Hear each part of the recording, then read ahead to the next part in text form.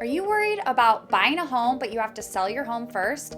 Don't worry, there's an option called recasting your loan. Before we get into what recasting your loan means, let's talk about a contingent offer and a non-contingent offer.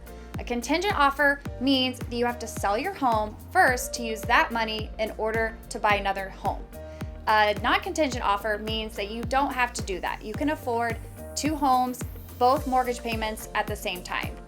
Most sellers do not like contingent offers because they're worried about your house selling, and if it doesn't, then that loan will fall through and you will fall out of contract.